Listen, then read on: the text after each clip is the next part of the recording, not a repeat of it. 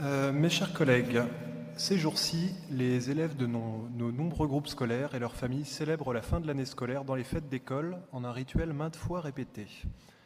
Il est temps pour nous aussi de marquer la fin de l'année, ou plutôt de l'exercice budgétaire 2024, selon un rituel tout aussi convenu, quoique un peu moins festif, je l'admets, avec l'adoption du compte administratif.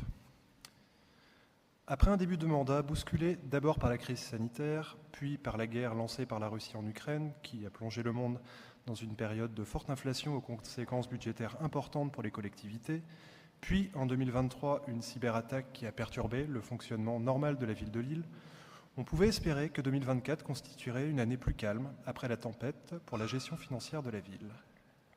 Hélas, un curieux effet papillon nous aura conduit d'une élection européenne manquée pour le parti présidentiel à une valse des premiers ministres, en passant entre-temps par une dissolution de l'Assemblée nationale, le tout replongeant les collectivités dans l'incertitude pour leur préparation budgétaire, avec un PLF voté finalement en février 2025 seulement. Mais revenons à 2024 et rentrons dans le cœur de ce compte administratif. En 2024, la ville de Lille a dépensé 2066 € par habitant, fonctionnement et investissement confondus, suivant les principales priorités de notre majorité municipale. L'éducation, tout d'abord, avec 414 € par habitant, et qui reste notre priorité principale, pour préparer l'avenir en accordant aux enfants lillois les moyens de leur réussite et de leur épanouissement. La métamorphose paysagère et urbaine, ensuite, avec 331 € par habitant, et les actions structurantes et visibles, tant sur les aménagements de voirie que sur la proposition d'espaces de nature en ville, qui transforment l'île et la façon dont nous y vivons. Les politiques de proximité et de solidarité, ensuite, avec 297 € par habitant. Évidemment, dirais-je, tant Lille est engagée sur le sujet, quand la solidarité semble parfois s'effriter à d'autres échelons territoriaux et nationaux. La culture, ensuite, avec 260 € par habitant, et là aussi c'est tout naturel, tant Lille est une référence en la matière et une place française et européenne identifiée pour son action sur le sujet. La rénovation et la performance énergétique, pour poursuivre, avec 224 € par habitant, et en particulier un travail en profondeur sur nos équipements municipaux, comme chacune et chacun peut le constater.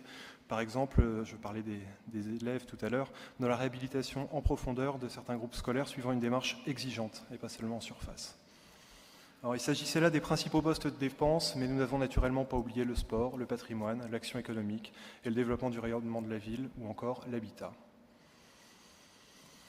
Je vous propose de nous intéresser désormais à la section de fonctionnement pour cheminer tranquillement vers notre épargne brute. Alors, les dépenses de fonctionnement progressent de 2,7% en 2024, après une hausse plus importante en 2023, pendant la période d'inflation. Cette évolution des dépenses de fonctionnement est portée par plusieurs facteurs. L'évolution de notre masse salariale, tout d'abord, et en grande partie à 60% par des facteurs externes, notamment le glissement vieillesse-technicité et la revalorisation du SMIC, mais également par des mesures volontaristes de notre part, notamment des mesures salariales de reconnaissance des agents en faveur de l'attractivité de la ville de Lille comme employeur. Une augmentation également de 2,58% des dépenses pour les moyens généraux. Également une augmentation, et c'est important, de 2,9% des subventions versées, pour porter ce montant à 24,8 millions d'euros, et nous réaffirmons ainsi notre soutien aux acteurs associatifs qui font la richesse de notre ville.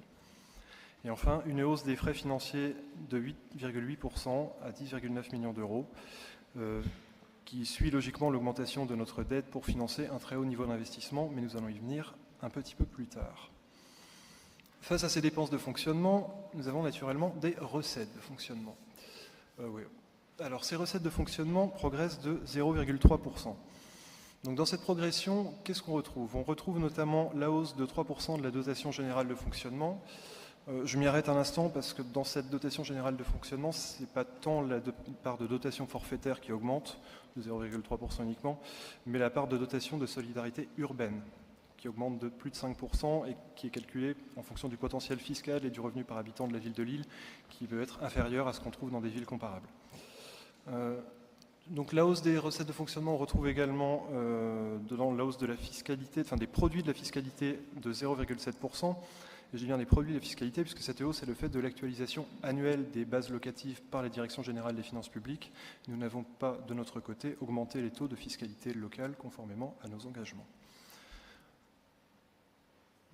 Cette hausse des recettes peut sembler modeste, plus 0,3%.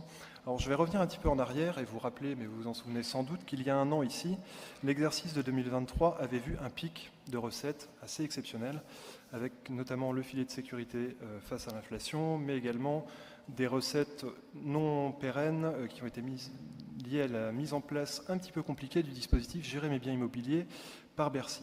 C'est donc pour ça qu'on retrouve une évolution entre 2023 et 2024 qui peut sembler modeste. Je rappelle qu'en 2023, elle était de 8,9%.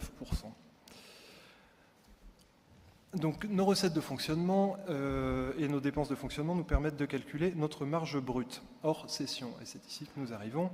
Donc cette marge brute qui va nous permettre de financer une partie de nos investissements, elle évolue assez logiquement avec une diminution à 56,4 millions d'euros, ce qui reste néanmoins un niveau dont on peut se satisfaire vu les difficultés de l'environnement actuel et qui est assez proche de la moyenne constatée puisque c'est la période 2020-2024, on était à légèrement au-dessus de 57 millions d'euros. Donc cette épargne brute, comme je le disais précédemment, elle nous permet notamment de financer une partie de nos investissements. Ouais, on y arrive. Ces investissements en 2024 se sont élevés à un niveau exceptionnellement élevé de 102,3 millions d'euros, ce qui était une hausse de 11,8%.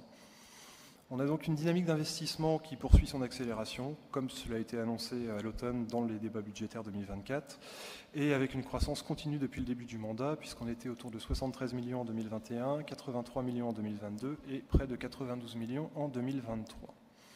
Et parallèlement, assez logiquement, les recettes d'investissement et notamment les subventions de cofinanceurs connaissent également une progression de 19% que l'on peut saluer.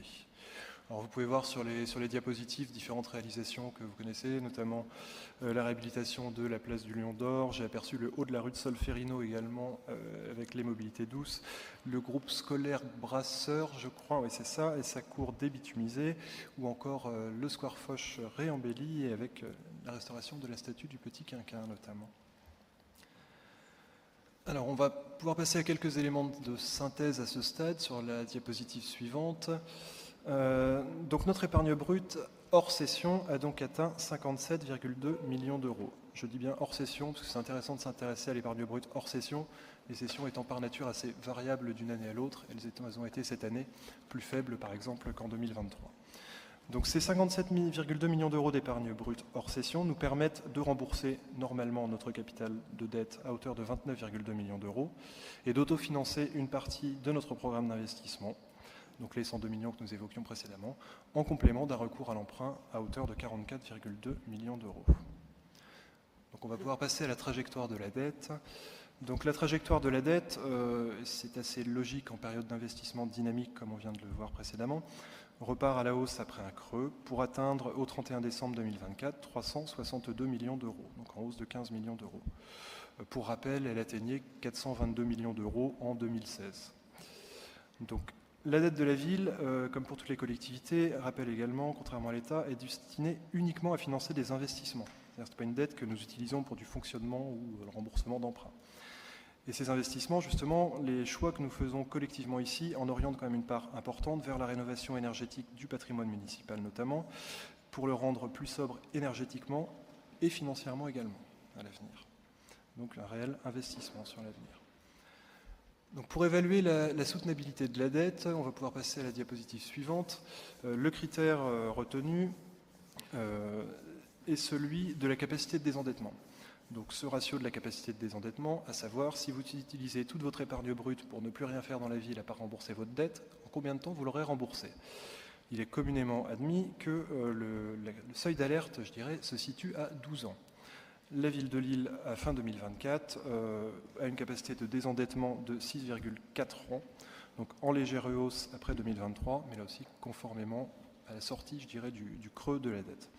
Donc on se réjouit de ce chiffre et on reste collectivement prudent néanmoins pour la suite de ce mandat, tant les contraintes qui pèsent sur les collectivités ont été alourdies déjà lors du projet de loi de finances 2025 et alors que le débat pour le projet de loi de finances 2026 semble s'annoncer pour le moins orageux. Alors en conclusion, le résultat 2024 de la ville de Lille s'élève à 11,4 millions d'euros, un niveau qui reste satisfaisant. Il nous permet donc d'ajuster à la baisse notre prévision de recours à l'emprunt pour 2025 et d'inscrire également au budget supplémentaire quelques dépenses essentielles que nous avons souhaité limiter au maximum et ajuster également le plafond de dépenses de personnel à hauteur de moins de 1% de ce plafond, mais ça nous permet de poursuivre une politique volontariste de déprécarisation et de conforter aussi notre politique d'apprentissage au moment où nous regrettons là aussi qu'il y ait eu un désengagement de l'État dans le projet de loi de finances 2025. Alors, je vous invite également à prendre connaissance, on n'a pas fait de diapositive sur le sujet parce que je pense que c'est intéressant que vous le voyez directement dans le document. Vous avez sur votre table le rapport financier que j'ai perdu, excusez-moi, le rapport financier 2024 et je vous invite à prendre connaissance notamment des pages qui sont consacrées au budget climatique à partir de la page 35. Donc vous connaissez cet outil désormais, vous le connaissez bien, c'est un outil de pilotage au quotidien pour s'assurer qu'à travers de dépenses, nous suivons une trajectoire conforme à l'atteinte des objectifs fixés par le plan Lillois pour le climat. Mais après, je n'irai pas plus loin sur le sujet, puisque je ne doute pas que ma collègue Marion Gauthier, qui est notre experte sur le sujet, nous en dira plus dans quelques minutes. Je terminerai donc en remerciant l'ensemble de l'administration de la ville pour son sérieux et son investissement dans la construction, l'exécution et le suivi budgétaire, avec des remerciements particuliers pour Patrick Pincé, notre directeur général des services, Valérie Rostand, notre DGA Ressources, Daniela Boisard et Sylvie Vadran, la directrice des finances et son adjointe. Un remerciement particulier à Sarah Mailleux et Sylvain Capilli pour leur gros travail pour vous fournir justement ce rapport financier aujourd'hui et à l'ensemble de la direction des finances. Et j'adresse également des remerciements particuliers à notre ancien trésorier et désormais conseiller aux décideurs locaux de la métropole lilloise, si je ne me trompe pas, Jérémy Delalin, et au responsable du service de gestion comptable de Lille, Joseph Sorba. Je vous remercie.